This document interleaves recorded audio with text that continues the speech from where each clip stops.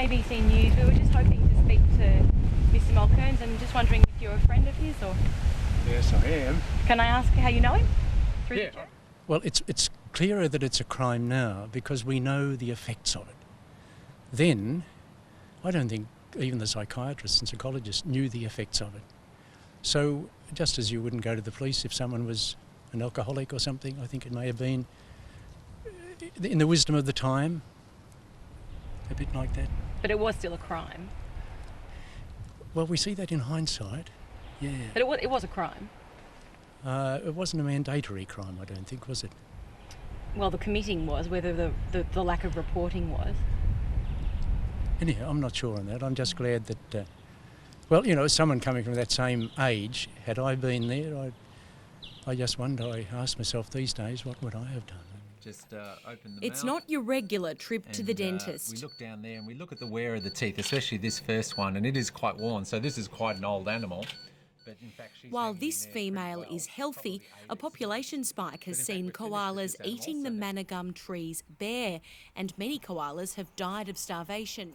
This isn't the first time there's been a migration of koalas here at Cape Otway. In fact, the current population was introduced here from French Island, right across the other side of Port Phillip Bay, back in 1981 to boost tourism. There's concern among criminal lawyers that a lack of resources in the prison system is leading to an increase in the number of difficult prisoners being put in solitary confinement rather than being managed with the rest of the population. No one from Alcoa was available for an interview, but a spokesman told the ABC the licence is needed to power Point Henry beyond 2014. He wouldn't say what the company will do with the power station if Point Henry is closed. It coincides with a release of a 20-year plan on how to improve tourism facilities along the shipwreck coast. We all know the priorities that we need. We know that we've got these people coming. We just want to be able to keep them here for a bit longer. The report finds that while more than 1 million tourists visit here every year, most of them only come on day trips from Melbourne, so they're not spending money in the local hotels, shops and cafes. So as you can see, the water has cleared off this road now, but earlier this afternoon it was completely submerged. There were at least 2 cars completely underwater on this busy road behind me, which just goes underneath the railway crossing right here in central Geelong. It's part of what the Weather Bureau's called a 1 in 50 year storm. Here in Geelong, we got twice the average January rainfall in just one afternoon here. So it was a real downpour, a real drench.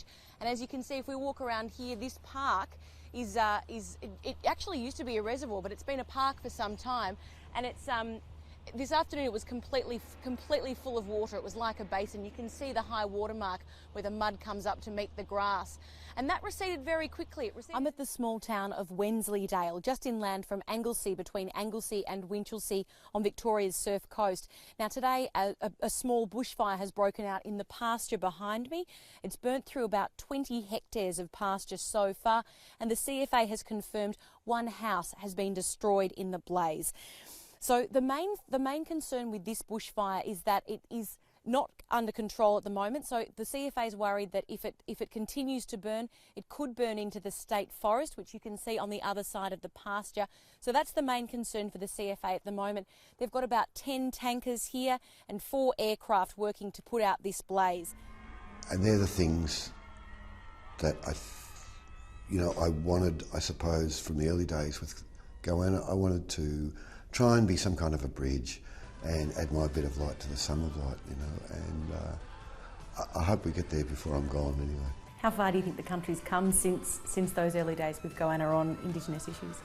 Change is slower than you want it to be and than you think it'll be when you're younger. Does that keep you motivated to continue with your work? Absolutely. Aboriginal Australia is part of my everyday life. The dingo has been listed as a threatened species here in Victoria since 2008. Environmentalists are hoping this program will eventually lead the way for the animal to be reintroduced into the wild.